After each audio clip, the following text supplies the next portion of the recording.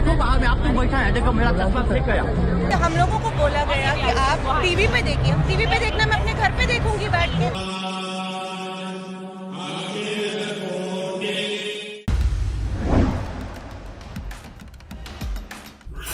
प्रवासी भारतीय सम्मेलन के दूसरे दिन सोमवार को इंदौर के ब्रिलियंट कन्वेंशन सेंटर में जबरदस्त अव्यवस्था दिखी।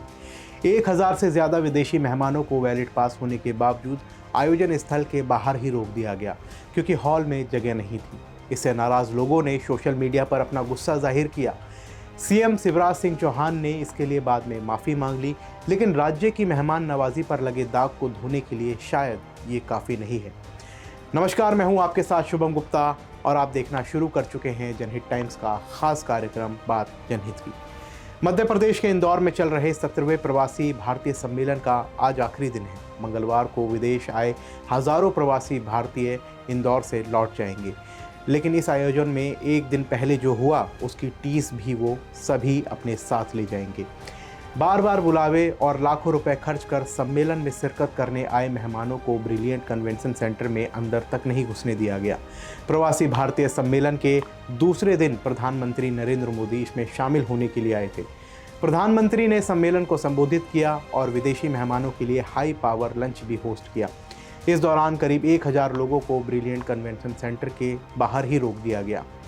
उनके पास अंदर जाने के लिए वैलिड पास भी थे, फिर भी उन्हें एंट्री नहीं दी गई। बाहर रोके गए लोगों में मेहमानों के साथ कुछ मीडिया कर्मी भी शामिल थे। अब सवाल खड़े हो रहे हैं कि आखिर ऐसी अव्यवस्था क्यों हुई। लोगों के पास वैलिड पास भी थे, लेकिन फिर भी कन्वेंशन सेंटर के अंदर उन्हें क्यों नहीं जाने दिया गया। तो इसका पहला कारण तो यही था, जितने लोगों के पास दिए गए थे उतनी जगह अंदर नहीं थी। बाहर से आए मेहमानों के अलावा मंत्री, अधिकारी, मीडिया कर्मी और पहुंच वाले स्थानीय लोगों को भी पास जारी किए गए थे। जो पहले आए वो किसी तरह अंदर घुसने में सफल हो गए। जब हॉल भर गया तब बाकी लोगों को बाहर ही रोक दिया गया।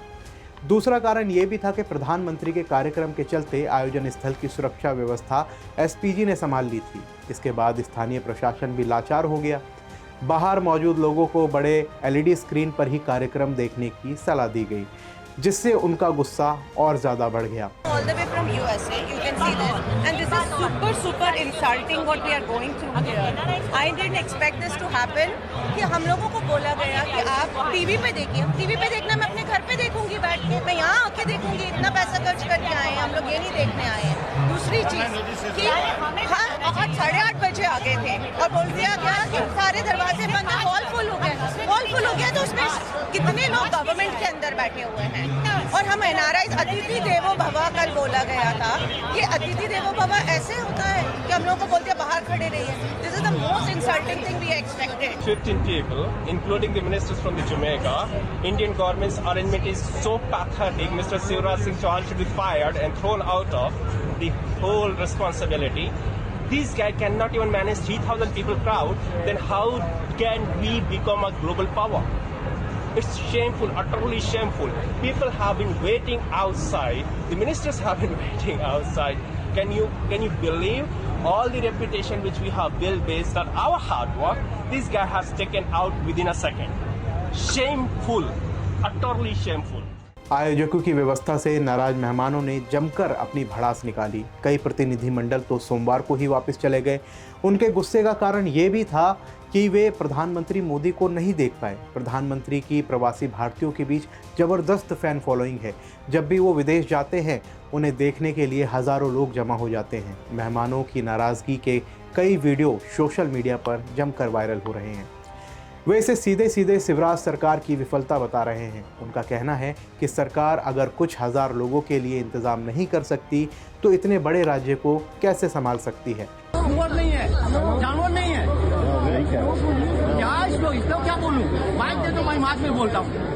जाके देखो बाहर में आप तुम बैठा है, देखो मेरा चश्मा फेंक गया। जाके देखो माता जी लोग किस तरह से सेवा कर रहे हैं वहाँ बाहर में। आप लोग को जगह मिल गया, मैं उनने के लिए बात कर रहा हूँ। नहीं, बिल्कुल अगर नहीं है शक्ति सेवा करने को मत बुलाओ, मत करो। Problem is only one. We have registered. We are invited guests. After the registration, we are coming here. So they knew exactly how many numbers are coming all the way from different parts of globe. And we are here especially to listen Modi ji from as close as possible. So buying the flights, they should have allocated each and every people who have registered with the hall capacity, but they failed to match that. And now, when we arrive here from 9 o'clock, an hour in advance, still we are told we cannot go to the hall. Hall is full. And they are making all kinds of excuses, which I cannot understand. We have attended 60,000 capacity hall in Wembley Arena. We were allocated to our seats. So why this mismanagement here? Why this excuse there is no space? They knew exactly how many people are coming. They have taken our money. And here there is no tea and coffee. There was no chairs here. There are no washroom facilities even I can't see here. So we are just insulted. They are saying Atiti Devo Bhava. तो अब सवाल ये भी उठ रहा है कि आखिर इसमें गलती किसकी है? क्या इसके लिए राज्य सरकार जिम्मेदार है जो इतने बड़े आयोजन को ठीक तरह से नहीं करा पाई, या फिर उन आयोजकों की गलती है जिनको राज्य सरकार ने ये जिम्मेदारी सौंपी थी?